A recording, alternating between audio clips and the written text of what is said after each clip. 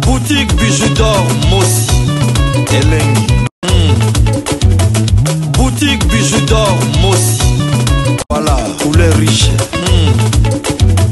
Boutique bijoux d'or Mossi. Boss, voilà, couleur riche. Boutique bijoux d'or. Boutique bijoux d'or Mossi Elengi.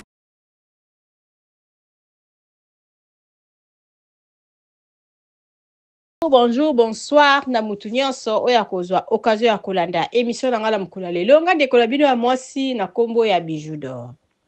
Lelo mama Bijoux d'Or na sepeli na ya kaka kosolola mwa mukie na babone nanga na likambu oyo ezoleka na internet ya ndekola biso ya mwasi na kombo ya Grace Mbisi. Notre sœur na kombo ya Grace Mbisi biso nyonso tutu monaki Grace Mbisi abimaki na internet na ba réseaux sociaux alobaki ke akufeli mama kokamwa bazalaka na ba conflit makasi na ndeko na biso ya mwasi na kombo ya Karine Mokonzi parce que eutaki kaka koleka mwa une semaine tomonaki biso nyonso tu Grace Mbisi alibimaka afinga vraiment mama ya Karine Mokonzi mabe afinga mama Charlotte aloba vraiment ba bêtise. Après quelque temps Grace Mbisi akufeli mama. Et puis mutu nyonso to azaki étonné to kamwaki Karine Mokonzi abenga Grace Mbisi pona kotindela Grace Mbisi 500 €. Grace Mbisi asepelaki ayaki kosalela biso ba video pona kokumisa Karine alobi bayebaka mutu a malamu na tango apasi Karine a soutenir ye Karine boye akomesa zosala ka video muke ma copine. En tout cas, kokungana kamwe makasi parce que ki camaraderie na bango e umeli même pas. To komi komona sikoyo ezaki na life moko boye o mbali bosongana nazaki choqué ta na yoka ki yango. Na ebite so ezaki Grace. Ah oui, ezalaki na life moko oyo Grace babandai ko swana na Mike de John. Nazana ngope awa na Bidor TV. Grace Mbisi aza ko parvenir koloba ke Karine Mokonzi nde nani?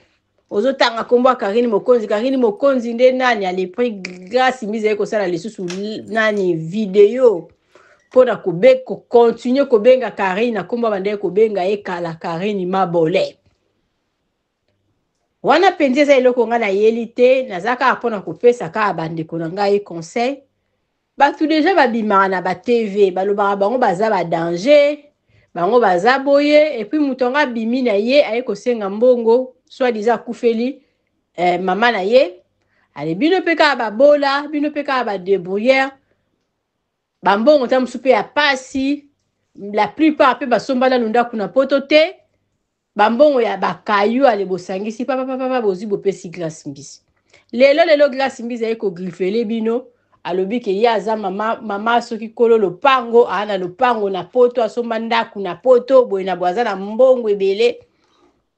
Après lisusu ka biso moko lisusu tokobosa na lisusu un jour tokuta na makambo aboye mutu moko alobaka na biso aza na mbongo ebele lisungi ezotala mutu mbongo na mutu mobola te mais il faut kotala pe mutu nini oyo bokoki kopesa mutu abima bato babima na TV pona kofinga pona kokitisa baninga mususu kofinga ba mama oyo bazaka ba mama ya biso nyonso balobi mutu azwaka mayele na ba acte mutu asalaka mabe abimi na internet ya ekoloba n'importe quoi bino pe bozongisela pe ka n'importe quoi nde mutu akoki koteyama biso penza ba congolaise tobosanaka vite tobosanaka vite toloba makabukana loyenge mais après quelque temps tokomaka lokola batu moko bameli soki masanga soki eloko moko mbonge mutu ya memi biso memi bino boya to bopesa mbongo bino pe bobimisi bambongo na bino apasi bali bopesi mutu ango lelo kaka ye Karine mutu aidaki Grace Mbisi tala pas même 2 mois mais botala ndenge Grace Mbisi azongi lisusu kofinga Karine Mokonzi pona nini parce que Karine Mokonzi azoliamba ye soki na telefone ite fallait basala ba émission. Mais comprendre kaka la landa ki pe Karine Mokonzi alobi ke azala ba makambo ebele contre na bango ezala ki te ke après il faut bazala ba camarades. Oui, aidaki na tangu wana so moni ki obengi mutu lelo lobi mutu azoyamba ote zwaje yo pe kobenga ete bovanda bongo bozala mino na kanda te me mutu la mutu fa vanda na bakwena ye bandeko na ngala azotiela bino grâce mbizi bino moko boyoka en tout cas tozwa mayele puis la plupart ya bamama oyo bapesaka bambongo bapesaka na makambo ya boye bazalaka na bafamille te la plupart kuta bamama yango mingi bakendeke mpe bakayu bato baza wana na Congo bazolinga lisungi na baorphelina bazoluka bato bayaka kopesaka bango badon eza na bato baveuve baza wana homme de veilleur na Congo kamara trop eza na bahandicapé baza na banzela partout toluka kosunga nde bango bino bozoluka kosunga mutu azaka deja mal bouche asa somba balopango na ye na poto balobi vanité de vanité ya yo eza ya yo lelo yo sombi oza na balopango so oza na problème oza mama mokolo lopango kosenga bato mbongo te en tout cas bandeko vraiment tozwa mayele mbongo eza pasi na poto soki oza na besoin ya kosala badon bato akosala badon bazali soki oza na besoin yango balobi ke soki ozobwaka eloko yeba place nini okoki kobwaka mpo na lobi ebota kozwa mbongo kokabela kopesa mutu boye oloni na oka obwaki na oka place mama bangi ezali ekobota te la plupart bato baosala bongo mpo bamona bino non boyoka Glace Mbizi ewumeli te ndenge abalukeli na ye Karine akomi kobenga Karine Mabole donc ete ya mbala nsima lisusu soki bomoni fianceuse moko oyo ayaka koyebisa bino ke aza danger aye kosenga bino mbongo azaka surtout impoli bayaka mpona kobebisa communauté TV ekoma kobanga kotala na bato baimpoli babima na bareseau sociaux bato bayaka mpona kofinga bamama bato kofinga bapapa bato kofinga bana ya bato so basimbi kofinga bana babosani ke bango mpe ta mosusu baza na bana so basimbi kofinga baparent ya bato éducation zéro toyaka koteya mokili na buzoba epuis baplace abongo nde tala ndenge biso tolingi kokende kosabone kuna epuis kokende kotala komatisa bavue bateyaka mutu na baacte ntango mutu azalaka deja bien te ayaka koyebisa bino makambo eshokaka bino azalaka deja impoli ayizwi ta mosusu likambo aye devant bino bozongisela ye kaka makambo oyo asala balobi tozongisela mabe na mabe te mais mutu bato eza na bato mingi bateyamaka kaka na baacte ntango abimi ata mutu moko ta kosola ata mutu moko ta sali boya kozonga mutu ye moko alobaki ke ifo koyeba kovanda na bato mais pas même 2 mois basengaka asenga pardon na mutu abai mutu akosenga pardon kaka asengai kaka pardon ezalaki kaka faire egola omona lobi mpe kaka azongi lisusu kofinga faire egola donc bandeko na nga to mikolanda na no video oyo mama Bijou alobi soki bambongo eleki biso totindaka yango na Congo totinda na bahôpital baminene eza na bato mingi bazalaka kuna akoti hôpital baosimba ekutu te balobi soki mbongo afishe eza te tokotraite yo te oza na mbongo ebele opesi mutu moko akendeke na bahôpital abongo atambolaka ta mosu akoki kosauve baame akoki kosauve mutu moko azangaki mbongo akisi apesi ye par rapport ozopesa mutu aza na ye déjà bayer na poto et puis oui okokoza oza bayer oza na babien na yo mais oza na problème oui ozosenga lisungi mais na baingrate quand même basungi yo pas même 2 mois obimi olobi susu n'importe quoi bandeko na ngai bolanda video oyo mwa moke baextrait na tieli bino ya notre sœur na kombo ya Glace Mbizi et puis mama Bijou alobi na suka kuna bapublicité ya maison de passage na biso ya auberge na biso oyo eza na matonge na Iribu A37 bachambre na biso tobandi à partir ya $5 ta mosusu moto ozoyoka yango kamwe $5 c'est-à-dire chambre wana $5 eza kaka moko chambre wana $5 tosali au cas où eza na bato mosusu mpe bakendeka bandi ta mosusu na chambre ya $15 azokoka te mingi balobaka mama Bijou donc c'est ça yo ta mosusu ozalaka oza na mbongo ebele okama chambre ya $5 olobi Oui, eza na bato mosusu penza ya 15 dollars au kofuta ngo te. Eza pe na bato mosusu azali na mbongo mais alingi na ye kobimisa te. Chambre à 5 dollars ezali par mois. Esala bino 150 dollars.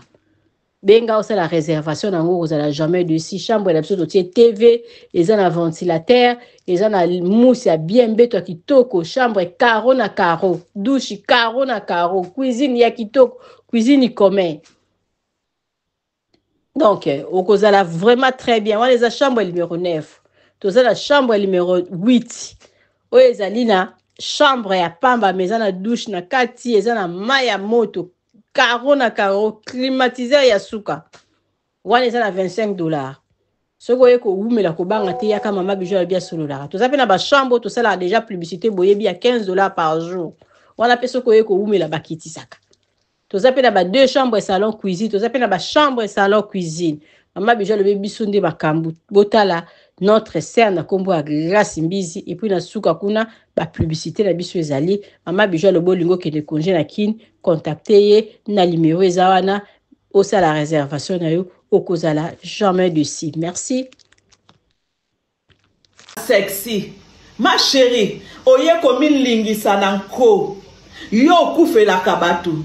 Ma bole, yo kufela bandeko no propre. Est-ce que ngana yaka déjà ko soutenir yo? Ma bole, yo kufela ndeko na yo bandeko no mibale propre. Yo kufela bandeko no propre. Ba fan nanga. Bon répondre ma bole. A kufela bandeko na ye propre. Bana papa na ye. Est-ce que ngana ya déjà na réseaux sociaux na soutenir Karine? Na soutenir Karine? Yeah! Oh la star! Bafan nanga na tuni bino. Ma bole a tala. A kufela bandeko na ye propre. Bana papa na ye. Est-ce que ngai na réseaux sociaux na soutenir Karine? Nga est-ce que na benga Karine? Est-ce que nga na présenté même mes condoléances? Karine, bimis na ye lisusu, bimis sa message ya mes condoléances nanga. Tala, Karine a koufela batu na réseaux sociaux. Na tuni bino. Est-ce que nga na weli ça? Est-ce que nga na tindela un message à mes condoléances? Est-ce que nga na sina benga ye a koufeli na bengi na présenter mes condoléances? Est-ce que nga na sina soutena ye? Est-ce que nga na ya profiter? Nga na matanga o profiter. Oza lâche. Oza lâche. Oza ki boy nanga pendant 8 jours. O salelinga na internet, o soanelinga pendant 8 jours. Ma chérie, ngana yo toye banité 12 ans de binemi. La bona la sexy. Ma chérie, oye komi lingisa nanko. Yo kufela kabatu. Ma bole, yo kufela bandeko no propre. Est-ce que ngana yaka déjà ko soutenir yo? Ma bole, yo kufela ndeko na yo bandeko no mibale propre. Yo kufela bandeko no propre. Ba fan nanga. Bon répondre ma bole. A kufela bandeko na ye propre. Bana papa na ye. Est-ce que ngana ya déjà ngana na ba boss? O ba sombela nga bandaku na poto. PDG Willy Toka a sombela nga ndaku na poto. PDG Willy Toka a sombela nga ndaku na poto tongo. Na chaba locataire. PDG Willy Toka a sombela nga ndaku tongo. Na chaba locataire. Na propriétaire na poto. Omoni ndako na pandara. Omoni ndaku na oloba place bomo na kachawa. Bomoni place na telemi awa. Bomoni place na telemi awa. Place na fani na che canapé na nga. Place na che table à manger na nga. Place na telemi awa bomona na somba. OK? Na somba.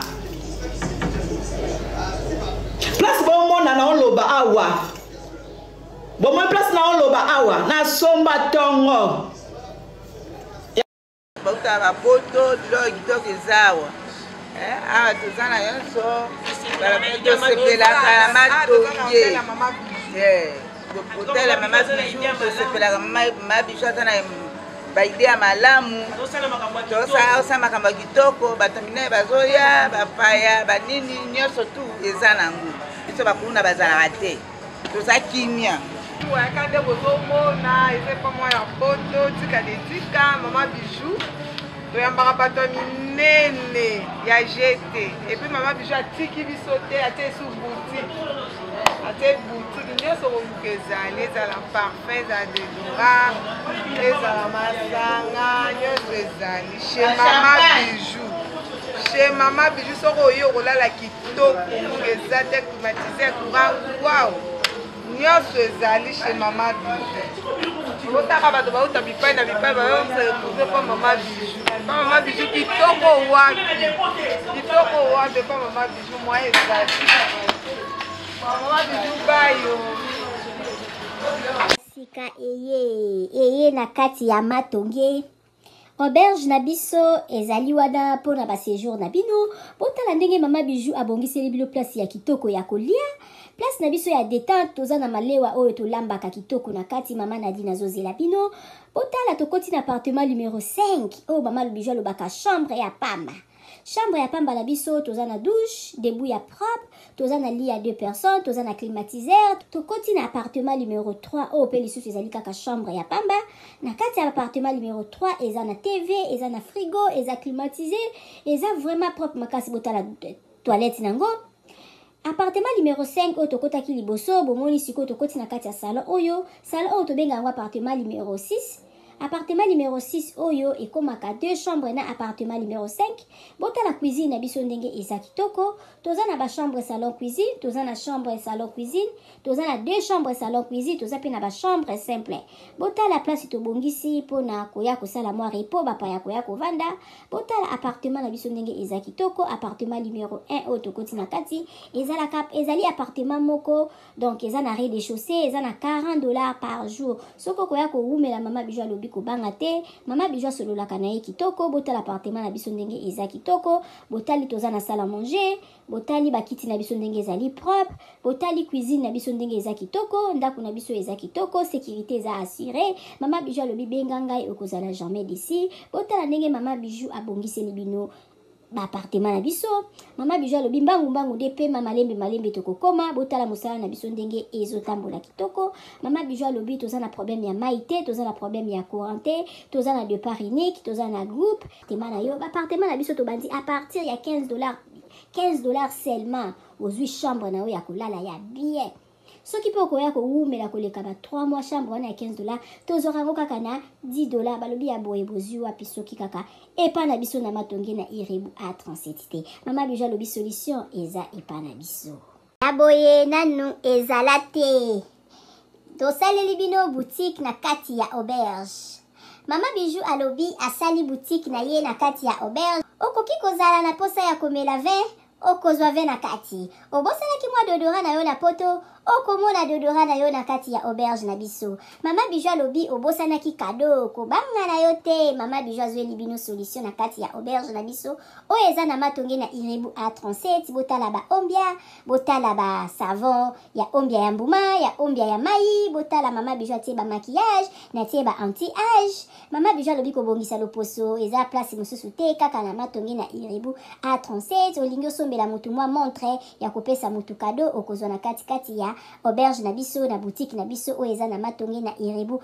A37 mama bijou alobi biso nde makambo tala toza na ba maquillage toza na ba dentifrice okoki kobosana dentifrice na poto okozwa epa na biso tozali na ba papier mouchoir oyo ya original euti en direct na Allemagne botala toza même na ba bande hygiénique mama bijou alobi boutique na biso nde makambo boutique na biso eza na matonge na irebu A37 okoki kobosana na yo chargeur na yo na poto kobanga na yo te mama bijou atie tina ba chargeur mpona kocharger telefone mama bijou akanisi bino na nyonso toza na ba coton-tige toza na nyonso okoki kobosana eloko na poto kobanga te kaka place okolala place okosomba biloko epa na biso totekaka pirate te botala biloko na biso ndenge eza kitoko oza na posa kosala mutu kado yo oza na yo na poto contacte mama bijou na numéro wana tinda